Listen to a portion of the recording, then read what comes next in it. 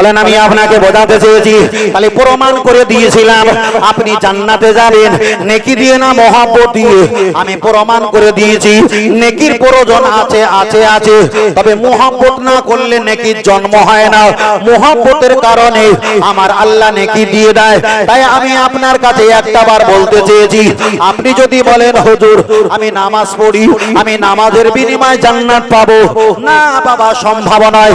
আল্লাহ যদি বলে ও আমার বান্দা তুমি যে মসজিদে নামাজ পড়েছো ওই মসজিদটা যারা জায়গা দান করেছে, ওয়াকফে লিল্লাহ করেছে, ওয়াকফে আওলাদ করি, ওয়াকফে আওলাদ করেছে, ওয়াকফে লিল্লাহ আল্লাহ নামে দেয়নি। আল্লাহ যদি বলে ওই মসজিদে নামাজ হয়নি, তাহলে তো সমস্যা। আল্লাহকে যদি বলি আল্লাহ আমি ওযু করেছি আমার গুনাহ ক্ষমা করে দাও, আল্লাহ যদি বলে তুমি যে সাবমার্সেলে পানিতে ওযু করেছো ওই কারেন্টের বিল দেওয়া হয়নি, ওটা তোমার জন্য হারাম হয়ে গেছে। আল্লাহ আমি নামাজ পড়েছি আমার গুনাহ ক্ষমা করে দাও, আমার ইবাদত কবুল করে নাও। আল্লাহ যদি বলে তুমি যে জামা পরেছিলে নামাজের ভিতরে আর বাইরে 13টা ফরজ, তার ভিতরে একটা হলো 70 টাকা ফরজ, তোমার জামাতে হারাম টাকা ছিল, তোমার ইবাদত হয়নি। আল্লাহ যদি চুলচেরা হিসাব নেয়, হিসাব দেওয়ার মতো আমাদের জায়গা নেই। তাই বারবার করে বলি আল্লাহ পাকের দয়া আর নবী পাকের শাফাআত, দয়া আর শাফাআত মিলে মহব্বত, মহব্বতের বিনিময়ে আল্লাহর জান্নাত পাওয়া সম্ভব। আর একটু জোরে হবে না? চলেন আমি আপনাকে বোঝাতে চেয়েছি আমরা জান্নাতে যাব কিনা। আমার ভাই বলেছেন ইনশাআল্লাহ, ওটাই তো হলো সঠিক, জান্নাত আমরা পাবো পাবো। যদি বলেন হুজুর একটা প্রমাণ দেন, চলেন আমি কোরআন থেকে বলি। আমার আল্লাহর কোরআন জানি দিয়েছে ইউসিকুমুল্লাহু ফি আওলাদিকুম লিযাকারি মিসলু হাজ্জিল উনসাইন। ও আল্লাহর বান্দা জেনে রেখে দাও, আমার আল্লাহ পাক জবানে বলেছেন তোমাদের বাপ মা যদি মারা যায় আর ছেলে মেয়ে যদি জীবিত থাকে, তোমার বাপ মায়ের জমি জায়গা ঘর বাড়ি ইমারত টাকা পয়সা অট্টালিকা ইমারত সবকিছু বালাখানা ছেলে আর মেয়ে পাবে, ছেলে আর মেয়ে পাবে। আল্লাহ তো কোরআনে ব্যাখ্যা করে দিয়েছে বাপ মায়ের সম্পত্তি ছেলে আর মেয়ে পাবে। এ ফয়সালা কার? চলে আমাদের দান হয়ে গেছে। তাহলে আল্লাহ যদি বলে বাপ মা মারা গেলে বাপ মায়ের জমি জায়গা ঘর বাড়ি বাগান পুকুর পুষ্কর সবকিছু ছেলে আর মেয়ে পাবে, এটাই যদি আল্লাহর সিদ্ধান্ত হয়, একটা বার হিসাব করে বলেন আমাদের আদি পিতা বাপের নাম কি? জোরে বলেন। আদম, নবী আদম আলাইহিস সালাম। আল্লাহর হাদিস আল্লাহর কোরআন তার বিবরণ দিয়েছে আমার আল্লাহ নবী আদমকে আমার আল্লাহ জান্নাত দিয়েছিল না দেয়নি? জান্নাত দিয়েছিল না দেয়নি? আল্লাহ তো আমার আব্বাকে জান্নাত দিয়েছে, আর ওই জান্নাতের ভিতর দিয়ে আমার মা হাওয়া আলাইহা সালামকে আমার আব্বার খুশি বানানোর জন্য আল্লাহ তানাকেও দান করেছে। তাহলে একদিকে আমাদের মা দিয়েছে, অপরদিকে আল্লাহ জান্নাত দিয়েছে। ও আমার বাবাজিরা, আল্লাহর হুকুম হলো বাপ মায়ের সম্পত্তি, বাপ মা যদি মারা যায় বাপ মায়ের সমান সম্পত্তি ছেলে আর মেয়ে পাবে। এটাই যদি আল্লাহর বিচার হয়, আল্লাহর কাছে চলে যাব। আল্লাহ আমাদের বাপ হলো নবী আদম আলাইহিস সালাম, আল্লাহ তাকে তো আপনি জান্নাত দিয়েছিল, আল্লাহ আমার বাপের সম্পত্তি আমাদের ঘুরিয়ে দাও। আমাদের দাবিটা ভালো না খারাপ? জি জি জোরে বলেন। দাবিটা ভালো। তাহলে আল্লাহ যদি বলে বাপের সম্পত্তি ছেলে মেয়েরা পাবে, আমাদের বাপের সম্পত্তি আমাদের দাও। ওই জন্য আল্লাহ তো বারবার বলেছে তোমরা জাহান্নামে যাবে, এ কথা আল্লাহ বলেছে। জান্নাত পাবে না এ কথা আল্লাহ একবারও বলেনি, বরং এটাই বলেছে যতই বড় গুনাহগার হও না কেন আমার জান্নাতের আশা করো, জান্নাতের আশা করো। এর ব্যাখ্যা হলো এটা, আল্লাহ হলো ইনসাফ বলা বেইনসাফি নয়, জান্নাতের আশা করতে বলেছে। অতএব আমরা গুনাহগার। এর ব্যাখ্যা হলো পাপের সম্পত্তি একদিন না একদিন আল্লাহ আমাদের ফিরিয়ে দেবে। আর একটু জোরে হবে না? গোলাপ নীলাম গাধা নীলাম নীলাম রজনী গন্ধা। মনের সুখে মালা গেঁথেছি সকাল থেকে সন্ধ্যা। বলে সুবহানাল্লাহ। আরেকটু জোরে হবে এটা। তবে একবার দেখা দাও যদি ও গো কামলি আলা, একবার দেখা দাও যদি ও গো মদিনা আলা, হাসি মুখে পাঠাবো তোমায় হাজার কি আমের নজরানা। বলো বলো ইয়া রাসূলুল্লাহ। জোরে আরো জোরে ইয়া রাসূলুল্লাহ। সাদা রঙকে প্রশ্ন করি তুমি রঙটি কোথায় পেলে, নর নবীজির নূরানি দাঁত সাদা ছিল বলে। বলো সুবহানাল্লাহ। আর একটু জোরে হবে, আর একটু জোরে হবে না। হলুদ ফুলকে প্রশ্ন করি তুমি রঙটি কোথায় পেলে, মায়ার নবীজির নূরানি চেহারা হলুদ ছিল বলে। তাই সাদা হলুদের দোকান থেকে তুলে গেঁথেছি মালা, সুযোগ পেলে দাঁড়িয়ে পাঠাবো হাজার কি আমের নজরানা। তবে একবার দেখা দাও যদি ও গো কামলি আলা, একবার দেখা দাও যদি ও গো মদিনা আলা, হাসি মুখে পাঠাবো তোমায় হাজার কি আমের নজরানা। বলো বলো ইয়া রাসূলুল্লাহ। আরো জোরে ইয়া রাসূলুল্লাহ। লাল ফুলকে প্রশ্ন করি তুমি রঙটি কোথায় পেলে, অহদ ময়দানে নবীজির রক্ত লাল ছিল বলে। আর একটু জোরে বলে সুবহানাল্লাহ। আর একটু জোরে হবে না। সবুজ রঙকে প্রশ্ন করি তুমি রঙটি কোথায় পেলে, জান্নাতি হুরে নারীর পোশাক সবুজ থাকবে বলে। তাই সাদা হলুদের লাল সবুজের দোকান থেকে তুলে গেঁথেছি মালা, সুযোগ পেলে দাঁড়িয়ে পাঠাবো হাজার কি আমের নজরানা। তবে একবার দেখা দাও যদি ও গো কামলি আলা, একবার দেখা দাও যদি ও গো মদিনা আলা, হাসি মুখে পাঠাবো তোমায় হাজার কি আমের নজরানা। বলো বলো ইয়া রাসূলুল্লাহ। আরো জোরে ইয়া রাসূলুল্লাহ। নারে তাকবীর। আল্লাহ কবুল করেন বলেন আমিন। আরেকটু জোরে হবে না, আরেকটু জোরে হবে না। তাহলে প্রথম আমরা বলেছিলাম আমরা ছিলাম না, আমরা এসেছি, আবার কিছু ঘন্টা পরে এখানে থাকবো না। আল্লাহ আছেন, আল্লাহ রয়েছেন, আল্লাহ থাকবেন। আল্লাহু বাকি মিন কুল্লি ফানি। পৃথিবীর সব ধ্বংস কেবল আমার আল্লাহ ব্যতীত, আল্লাহ ব্যতীত। আমাদের যেখানে জ্ঞান শেষ, আল্লাহর জ্ঞান ওখান থেকে সূচনা। আরেকটু জোরে বলে সুবহানাল্লাহ, আরেকটু জোরে বলে সুবহানাল্লাহ। অসুবিধা হচ্ছে না তো? আমার কথা বুঝতে পারছেন তো? আলহামদুলিল্লাহ। ফের বলেছি, বুঝতে না পারলে আমাকে বলবেন, একবার ছাড়া তিনবার বলবো, আমি রাগ গোসা কিছু করব না। এটাই আমি আগে প্রথম বলেছিলাম। আপনারা অনেকে জানেন, অনেকে জানেন না। চলেন পরের বক্তব্য দিকে আবার একটু এগিয়ে যেতে হবে। আমার নবী যখন ওহদের পাহাড়ে যখন আরজুল আকম কদম মোবারক রেখেছে, ওহদের পাহাড়টা একটু দোলা দিয়েছে। আমার নবী জিজ্ঞাসা করলো, কাইফা হালুকা, ও জিবালা, ও পাহাড়, তোমার হাল এরকম কেন? লাফালাফি শুরু করেছ কেন? হুজুর, আপনার কদম মোবারক আমার বুকের উপরে যখন পড়েছে তখন আমি খুশিতে একটু লাফালাফি শুরু করেছি। বলে সুবহানাল্লাহ। অনেক সময় গজল বললে, শান বললে অনেক একটু হাত উঁচু করে, অনেক একটু শরীর নাড়ায়, অনেক একটু মাথা নাড়ায়।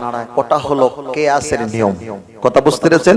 নবী পাকের শান যখন তার ব্রেনে অন্তরে যখন একটু এসেছে তখন মহব্বত একটু বলেছে, এতে কোনো সমস্যা নেই। এবার বলি, যেহেতু আমরা পীর মাশায়েখের মানুষ, আমরা ওলি আউলিয়াদের মহব্বত করি, ভালোবাসি, আলহামদুলিল্লাহ। এবার একটা বলবেন, আপনাদের এখানে কবর মোজার খোলা আছে তো? কবর বাড়ি আছে, মানে কবরস্থ করা হয়, দাফন দেওয়া হয়, আলহামদুলিল্লাহ। ভালো। মৃত ব্যক্তি আমাদের উপকার করতে পারে? বাবু, ছোট বাচ্চা নিয়ে সামনে ওরম বসলে হয়? বলো, একটু সাইডে গিয়ে বসে বাবু, একটু পিছনের দিকে নিয়ে যাও, মাঝখানে চেয়ার খালি ছিল, একটা চেয়ার ওনাকে নাই দেন। আমার দিকে তাকান বাবু। মৃত ব্যক্তি দুনিয়া থেকে যারা চলে গেছে তারা তো আমাদের চোখ পোকের আড়ালে, এক কথা তাদেরকে আমরা মৃত বলি। কেউ পর্দা নিয়ে গেছে, কেউ বলে কবরে জীবিত, ওটা ভিন্ন বিষয়। আমাদের দুনিয়াবি ভাষা হলো দুনিয়া থেকে চলে গেছে মানে গত হয়ে গেছে। আচ্ছা, মৃতওয়ালা ব্যক্তিরা আমাদের উপকার করতে পারে না? পারে না? পারে? পারে না? আল্লাহ। হ্যাঁ, যেহেতু আমরা ফুরফুরা শরীফ দাদা পীর রহমাতুল্লাহ আলাইহির মতদর্শে মানুষ, আমাদের আকীদা হলো কি, মৃত ব্যক্তি মানে চলে যাবার পর মৃত যারা হয়ে যায় তারা আমাদের উপকার করতে, এটা হাদিসে প্রমাণ আছে, হাদিস থেকে প্রমাণ আছে, মৃত ব্যক্তিরা আমাদের উপকার করতে পারে। পারে। তবে সাধারণ আর অসাধারণ দুটো ভাগ আছে। একটা হলো নামাজি, সাধারণ নামাজি, একটা হলো অসাধারণ নামাজি। একটা হলো আল্লাহর বান্দা আর একটা হলো খাস বান্দা। সাধারণ অসাধারণ পার্থক্য আছে না? তবে সবার দ্বারাই হয় না, তবে উপকার হয়। এটা আমরা জানি, পীরের হুকুম মানা ওয়াজিব। এক জায়গায় বলেছিলেন একজন বক্তা যে পীরের হুকুম মানা ওয়াজিব, সেই এলাকা বিশাল মতানৈক্য শুরু হয়েছিল। আপনারা চিনতে পারবেন, ওই লবাবপুর বলে না, লবাবপুর ওই সাইড একটা জলসায় এক বক্তা বলেছেন পীরের হুকুম মানা ওয়াজিব। শ্রোতাটা তো বিশাল খেপা খেপে গেছে। আমি মনে হচ্ছে 15 দিন কি 20 দিন পরে ওই সেকেন্দার পাড়া, কেটলি বাড়ি, ওই সাইডে আশেপাশে কি বলা যায়, কারবালা মাঠ নাকি আছে, ওই সাইডে জলসায় গেছি।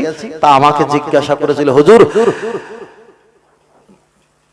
পীরের হুকুম মানা কি ওয়াজিব? বলে হ্যাঁ ওয়াজিব। তা বলছে আপনিও অজীব বলেছেন? সে একজন অজীব বলে বিপদে পড়েছে, আপনি অজীব বলেছেন? আরে সে বলেছে শুনে আর আমি বলেছি পড়ে। কথা বুঝতে পেরেছেন? তার থেকে আমার হ্যাঁটা জোর হবে না আসতে হবে? জোর হবে। হাজী সাহেব আছে, হাজী সাহেব আমার কথার সঙ্গে একমত হবে। সাফওয়া মারওয়া পাহাড় যখন ছোটাছুটি করতে হয়, শরীয়তের মাসলা হলো ইবাদতের জন্য দৌড়ানো মাকরুহ। ইবাদতের জন্য দৌড়ানো মাকরুহ। 1 রাকাত ছেড়ে যায় যাক, 2 রাকাত যায় যাক, 4 রাকাত যায় যাক, সব যায় যাক, লাস্ট বৈঠক পেলে জামাতে সওয়াব পেয়ে যাবে।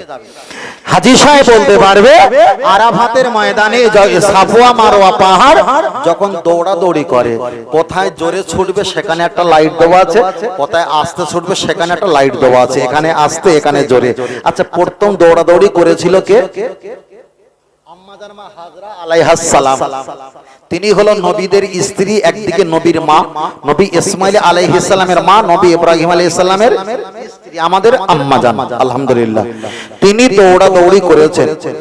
নবীরা দৌড়ালে ওই দৌড়ানোটা সুন্নাত হতো, সুন্নাত হতো। আর ডাইরেক্ট আল্লাহর হুকুম হলে ওটা ফরজ কি ওয়াজিব? ফরজ হতো। কিন্তু আম্মা জান মা হাজরা আলাইহাস সালাম দৌড়াদৌড়ি করেছে, আর বাম দিকে বাচ্চা নবী ইসমাইলের দিকে তাকাচ্ছে, আবার দৌড়াচ্ছে সাফওয়া মারওয়া পাহাড় পানির জন্য। ওই দৌড়ানোটা আল্লাহ এত পছন্দ করেছে, উম্মতে মুহাম্মাদের জন্য দৌড়ি করাটা আমার আল্লাহ ওয়াজিব করে দিয়েছেন। বলুন সুবহানাল্লাহ। যদি আপনি ওটা না দৌড়াও, নামাজে যেমন ওয়াজিব ছেড়ে গেলে নামাজ হয় না, আপনি ওটা না দৌড়ালে আপনার হজ হবে।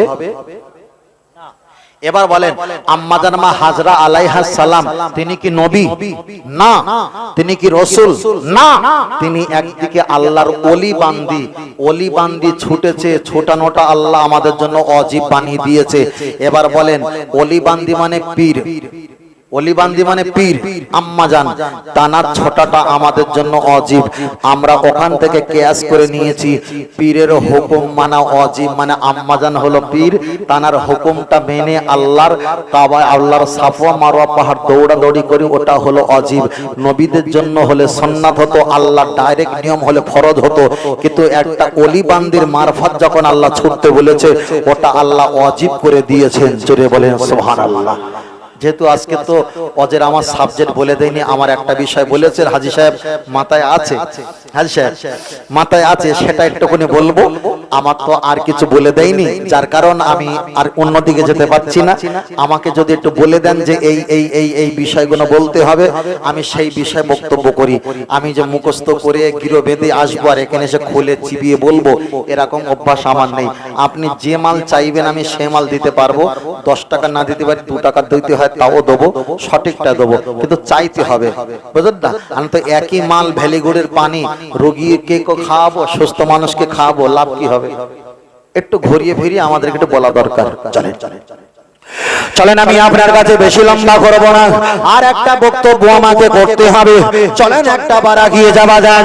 আমি বলছিলাম জীবিত মানুষ আমাদের উপকার করতে পারে, আর মৃত ব্যক্তি যারা দুনিয়া থেকে নিরবন করে চলে যায়, ওরা আমাদের উপকার করতে পারে কিনা? চলেন আমি আপনার কাছ থেকে শরিয়াত থেকে দলিল দেই। এক সময় নবী আমার আল্লাহর কাছে পৌঁছে গিয়েছিলেন, যাকে বলা হয় সিদরাতুল মুনতাহা, আর সে আজিমে আল্লাহ দরবারে দিদারের জন্য চলে গেছে। আর দিদার করে 27টা বছর পর আল্লাহর কাছ থেকে দিদার নিয়ে যখন চলে আসছিলেন, প্রতিমধ্যে দেখা হয়েছিল নবী মুসা আলাইহিস সালামের সঙ্গে। নবী মুসা আলাইহিস সালাম আমার নবীকে জিজ্ঞাসা করলেন, ইয়া রাসূলুল্লাহ, হাবিবাল্লাহ, আপনি কোথায় গিয়েছিলেন? নবী আমার জবাব দিয়ে বললেন, আমি আল্লাহর দিদারে গিয়েছিলাম। আল্লাহর দিদারে কত বছর? 27 বছর আমি ছিলাম। ও আমার হাবিব মুহাম্মদ সাল্লাল্লাহু আলাইহি ওয়াসাল্লাম, আপনি যে 27 বছর আল্লাহ দিদার করেছেন, আমি আল্লাহকে তো দেখতে পেলাম না, তবে আল্লাহ আপনাকে কি দিয়েছে? আমার নবী জবাব দিয়ে বললেন, আল্লাহ আমাকে 50 ওয়াক্ত নামাজ দিয়েছে।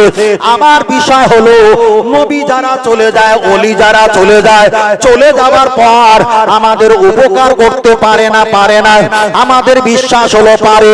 চলেন একটা বার এগিয়ে যাও। আমার নবীকে বললেন, ইয়া রাসূলুল্লাহ, আপনি নামাজটা কমিয়ে আনেন, আপনার উম্মত এতটা নামাজ পড়তে পারবে না। আমার নবী কমাতে যায়। নবী মুসা আমার নবীর চেহারাটা নয়ন ভরে দেখে, আবার যখন চলে আসে আবার চেহারাটা নুরানি চেহারা দেখে। এমন করে কমাতে 50-এর জায়গায় 45 ওয়াক্ত কমিয়ে গেছে। আমার নবীকে বললেন, হুজুর আপনি আর একটু কমাও। আমার নবী বলল, আমার লজ্জা লাগে, আমি আর যাব না। বিষয়টা হলো একটা, নবী মুসা আলাইহিস সালাম আমার নবীকে বললেন, ইয়া রাসূলুল্লাহ, আপনি যে আল্লাহর সঙ্গে 27টা বছর দিদার করেছেন, আল্লাহকে বলেছিলাম রব্বি আরিনি, আল্লাহ আপনাকে আমি দেখতে চাই। আমার আল্লাহ বলল, লান্তারানি, দেখতে পাবি না। আল্লাহকে যখন আমি দেখতে পাবো না, আমার বড় আশার ক্ষুধা ছিল। আপনি যে আল্লাহকে দেখেছেন, আপনাকে নামাজের উপমা দিয়ে যখন কমিয়ে আনি, আবার যখন চলে আসেন, আপনাকে বারবার দেখে আল্লাহ দেখতে পাইনি, তবে আপনাকে দেখে আল্লাহ দেখার স্বাদ আমি মিটিয়েছি। আর একটু জোরে বলে সুবহানাল্লাহ। আমার বিষয়টা হলো একটা, তাহলে নবীরা দুনিয়া থেকে যখন চলে যায়, ওলি আউলিয়ারা দুনিয়া থেকে চলে যায়, আমাদের উপকার করতে পারে কিনা? অবশ্যই আমাদের উপকার করে। আল্লাহ পাক দিয়েছিল 50 ওয়াক্ত নামাজ, আর নবী মুসা আলাইহিস সালামের ওসিলা হয়ে গেছে 5 ওয়াক্ত, 45 ওয়াক্ত আল্লাহ ক্ষমা করে দিয়েছে। তাহলে নবী মুসা আলাইহিস সালাম দুনিয়ার হায়াতে বেঁচে নেই, উনি তো মারা গেছে। আর মারা যাওয়াওয়ালা নবী আমাদেরকে 50 ওয়াক্তের জায়গায় 5 ওয়াক্ত করিয়ে দিয়ে উপকার করিয়েছে না ক্ষতি করিয়েছে? উপকার না ক্ষতি? উপকার। আমি চাইলে এখন 21টা দলিল দিতে পারি, বিষয়টা ছিল ওটা আমার নয়। আমি শুধু বোঝাতে চেয়েছি নবীদের মহব্বত, নবীদের মহব্বত। প্রথম থেকে এই পর্যন্ত আমি বলছিলাম আর বারবার একটাই কথা একইবার রিকোয়েস্ট করছিলাম। আমার কথা হয়তো আপনাদের কাছে ভিন্ন রূপে আকৃতি নিতে পারে, কিন্তু কিছুদিন হিসাব করার পর আমার পক্ষেই রায় আসবে, এটাই আমি বারবার বলেছিলাম। চলেন আপনার কাছে আর একটা পরিবেশ নিয়ে বলতে হবে। তাহলে আম্মা জানা হাজরা আলাইহাস সালাম, তিনি আমাদের উপকার করেছিলেন। হাজী সাহেবরা ছোটতে না পারলে এটা ছোটার ভান করে, না হলে ঠেলা গাড়িতে যায়, বুঝলেন না? আজকে হজের সম্পর্কে হজ সম্পর্কে ওয়াজ করব না। আমি যদি হজ সম্পর্কে ওয়াজ করি, আপনি মনে করবেন হুজুর 40টা বছর ওয়াজ শুনেছি, হজে গিয়েছি, এই নিয়ম তো জীবনে এখন কানে পড়িনি। হ্যাঁ, এটাই ঠিক, এখন এক পিছু পড়িনি। তবে ছোট্ট করে বলছি, আল্লাহর কাবায় যখন হাত চলে যাবেন, কোরআন বলেছেন অমান দাখালাহু কানা আমিনা। আল্লাহর কোরআন বলেছে তোমরা যখন কাবা শরীফে হাজির হয়ে যাবে, জিন্দেগির গুনাহ আল্লাহ মাফ করে দেবে। জড়িয়ে বলে আরেকটু জড়িয়ে হবে না? তবে হাজী সাহেব আরেকটা কথা খেয়াল রাখতে হবে, পঞ্চম খুতবা আছে। হাজী সাহেব এই হজ করার আগে একটা গুনাহ করলে যদি 10 ভাগ গুনাহ হতো, হজ পাক থেকে এসে একটা পাপ করলে 30 ভাগ পাপ হবে। কথাটা খেয়াল আছে? এটা 5 নম্বর খুতবাতে আছে। আমি চাইলে শুধু হজ সম্পর্কে 6-7 ঘন্টা ওয়াজ করলে দিমাগ ঘুরে যেত যে হুজুর বলে কি আর শোনায় কি। ছোট্ট করে বলছি, হজ পাকে যারা যায় তারা যে ইহরামের কাপড়টা জড়িয়ে নেয়, এটা রিয়া অহংকার বাড়ানোর জন্য, এই কমানোর জন্য। মাথার চুলটাকে মুন্ডন করা হয় অহংকার থেকে দূরে থাকার জন্য। পাথর যেটা মারা হয়, এই পাথরটা শয়তানকে মারার আগে নিজের অন্তরে শয়তানের পাথরটাকে মারতে হয়। অনেক কুরবানির ঘটনা আছে। এক জায়গায় হজ করেছিলাম শুধু হজ নিয়ে, প্রায় 7-8 দিন, মানে 8-16 প্রায় 20 ঘন্টা শুধু হজের কাজ করেছি। 20 ঘন্টা। তারপরে শ্রোতা বলল হুজুর ও জীবনে শেষ হবে না, আমাদের শোনার যোগ্যতা নেই, তুমি টার্নিং ঘোরাও। কথা বুঝতে পেরেছেন? বলে হুজুর টার্নিং ঘোরাও। চলেন আমি আপনার কাছে বোঝাতে চেয়েছি, লক্ষ্য করে দেখা যায়। আমি আপনার কাছে ছোট্ট করে একটা কথা বলছি, মায়েদের বিষয় বলবো, আমার আব্বাদের বিষয় বলবো। তার আগে আর একটা কথা বলা যাক, ও ভাইরা বাবাজিরা, আল্লাহর কাবা বাইতুল্লাহ শরীফে আপনি হজ করতে যাবেন। ও আমার চাচাজি, আপনার শাশুড়িকে নিয়ে আল্লাহর কাবায় হজ করতে যেতে পারবে না। আপনার ভাবির টাকা আছে, আপনার ভাবিকে সঙ্গে নিয়ে আল্লাহর কাবায় আপনি হজ করতে যেতে পারবেন না। আপনার চাচির টাকা আছে, আপনি চাচির টাকা নিয়ে আল্লাহর কাবা শরীফে চাচিকে সঙ্গে নিয়ে আল্লাহর কাবায় হজ করতে যেতে পারবেন না। আপনার এলাকায় কোনো যদি একটা প্রতিবেশী বোন থাকে, এখন তার টাকা নিয়ে তাকে সঙ্গে করে নিয়ে আল্লাহর কাবা শরীফে হজ করতে যেতে পারবেন না।